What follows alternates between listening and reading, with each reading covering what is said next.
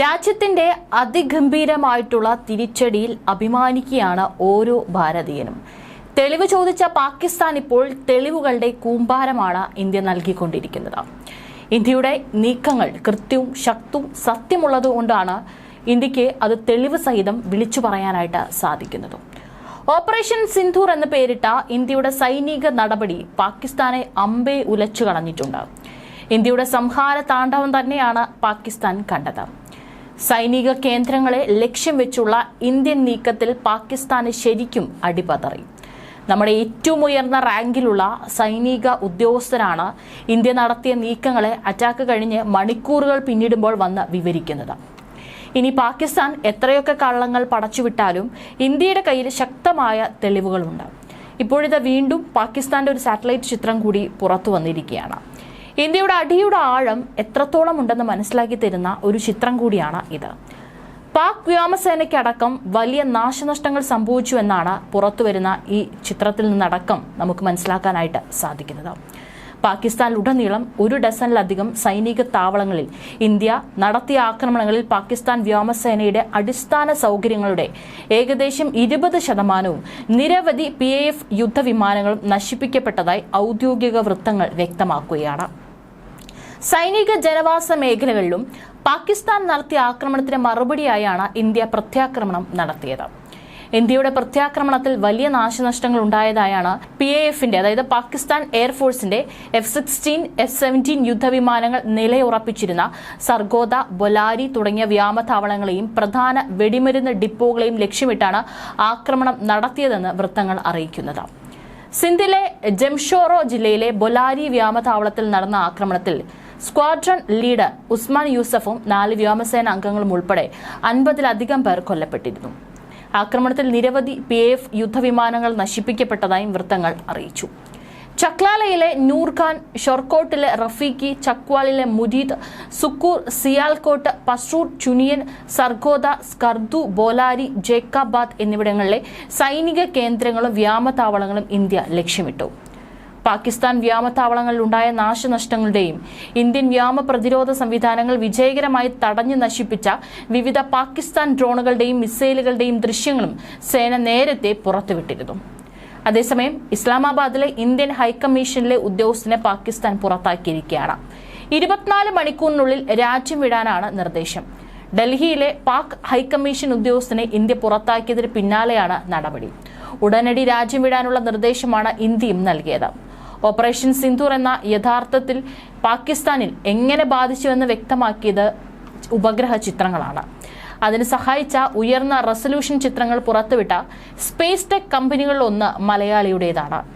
നെയ്യാറ്റിങ്ങര സ്വദേശി ക്രിസ് നായർ നേതൃത്വം നൽകുന്ന കവ സ്പേസ് ആണ് ഇന്ത്യൻ ആക്രമണങ്ങളുടെ വ്യാപ്തി തെളിയിച്ച ഉപഗ്രഹ ചിത്രങ്ങൾ സമൂഹ മാധ്യമങ്ങളിലൂടെ പുറത്തുവിട്ടത്. എന്താണ് സംഭവിച്ചതെന്ന് ഒറ്റ നോട്ടത്തിൽ മനസ്സിലാക്കാൻ സാധിക്കുന്ന ഉയർന്ന റെസല്യൂഷനുള്ള ചിത്രങ്ങളാണ് തങ്ങൾ ഉപഗ്രഹ ഡാറ്റയിൽ നിന്ന് തയ്യാറാക്കി പുറത്തുവിട്ടത്. ഇന്ത്യയുടെ പ്രത്യാക്രമണം പാകിസ്ഥാനെ എങ്ങനെ ബാധിച്ചുവെന്ന സത്യം സാങ്കേതിക ജ്ഞാനം കുറവുള്ളവർക്ക് കൂടി മനസ്സിലാക്കും വിധം ലഭ്യമായിരിക്കുകയാണെന്നും അതാണ് ലക്ഷ്യമെന്നും ക്രിസ് പറഞ്ഞിട്ടുണ്ട്.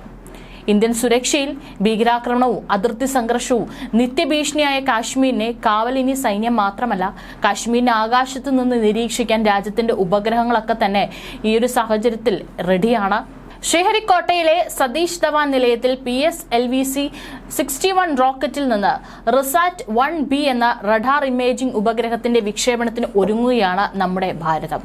പാകിസ്ഥാനിൽ ഇന്ത്യ നടത്തിയ ഓപ്പറേഷൻ സിന്ധൂരിന്റെ വിജയത്തിന് പിന്നാലെയുള്ള റിസാറ്റ് 1Bയുടെ വിക്ഷേപണം ഏറെ പ്രാധാന്യമർഹിക്കുന്ന ഒന്നാണ്.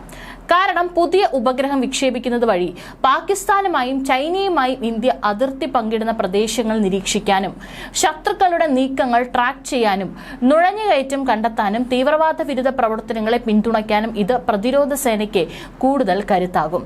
ദൗത്യങ്ങളെക്കുറിച്ചുള്ള പൂർണ്ണ വിവരങ്ങൾ ISRO ഇതുവരെ പുറത്തുവിട്ടിട്ടില്ലെങ്കിലും ലഭ്യമായ വിവരങ്ങൾ സൂചിപ്പിക്കുന്നത് ഉപഗ്രഹത്തിന് ഏകദേശം 1710 കിലോഗ്രാം ഭാരമുണ്ടാകുമെന്നും ഏകദേശം 529 കിലോമീറ്റർ ഉയരത്തിലുള്ള ഒരു സൂര്യ സമന്വയ ഭ്രമണപഥത്തിൽ സ്ഥാപിക്കുമെന്നുമാണ്. വിക്ഷേപണത്തിന് ശേഷം ഉപഗ്രഹം പൂർണ്ണമായും പ്രവർത്തനക്ഷമമാകാൻ ഏകദേശം 3 മാസം എടുക്കുമെന്നാണ് പ്രതീക്ഷിക്കുന്നത്. SAR സാങ്കേതിക വിദ്യ സായുധ സേനയെ രഹസ്യാന്വേഷണ നിരീക്ഷണം, രഹസ്യാന്വേഷണ ശേഖരണം എന്നിവയിലും സഹായിക്കുന്നു. ഇന്ത്യക്ക് സവിശേഷമായ ഭൂപ്രകൃതി സവിശേഷത ഉള്ളതിനാൽ ഇന്ത്യയിൽ ഇത്തരം സാങ്കേതിക വിദ്യകൾ വളരെയധികം ഉപയോഗപ്രദമാണ്.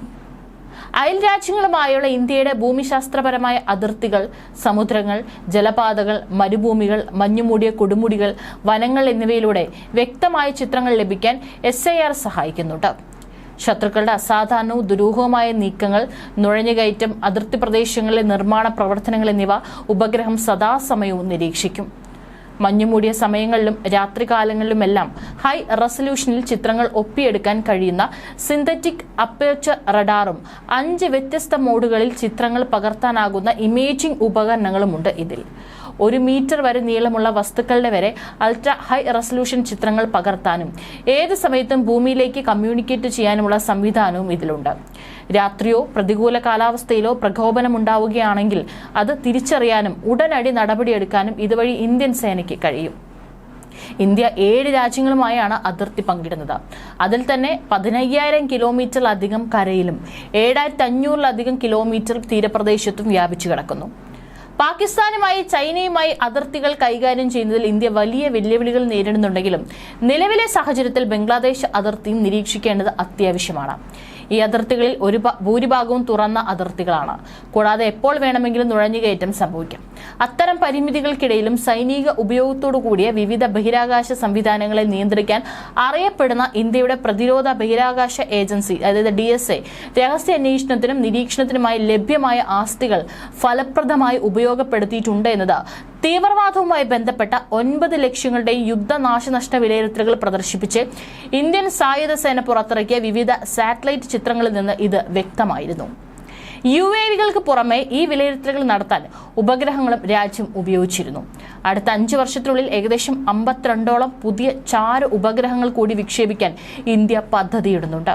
അതായത് ഇന്ത്യയുടെ മേൽക്ക് ഒരു പോറൽ പോലും ഏൽക്കാതെ സംരക്ഷിക്കാനായിട്ട് 52ഓളം ചാര ഉപഗ്രഹങ്ങൾ അല്ലെങ്കിൽ ചാര കണ്ണുകളാണ് ഇനി കണ്ണു തുറക്കാൻ പോകുന്നത്.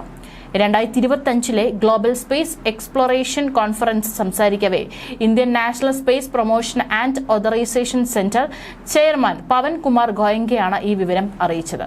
രാജ്യത്ത് ഇതിനോടകം വളരെ ശക്തമായ കഴിവുകളുണ്ട്. അവയ്ക്ക് നിരന്തരമായ മെച്ചപ്പെടുത്തൽ ആവശ്യമാണെന്നും അദ്ദേഹം അഭിപ്രായപ്പെട്ടു. ശത്രുക്കളുടെ നീക്കങ്ങൾ നിരീക്ഷിക്കുന്നതിനും അതിർത്തികളിൽ പട്രോളിംഗ് നടത്തുന്നതിനും സൈനിക പ്രവർത്തനങ്ങളിൽ തത്സമയ ഏകോപനം മെച്ചപ്പെടുത്തുന്നതിനും ഇന്ത്യൻ പ്രതിരോധ സേനകൾക്ക് ഈ ഉപഗ്രഹങ്ങൾ ഒരു മുതൽക്കൂട്ടായിരിക്കുമെന്നതിൽ യാതൊരു സംശയവും വേണ്ട.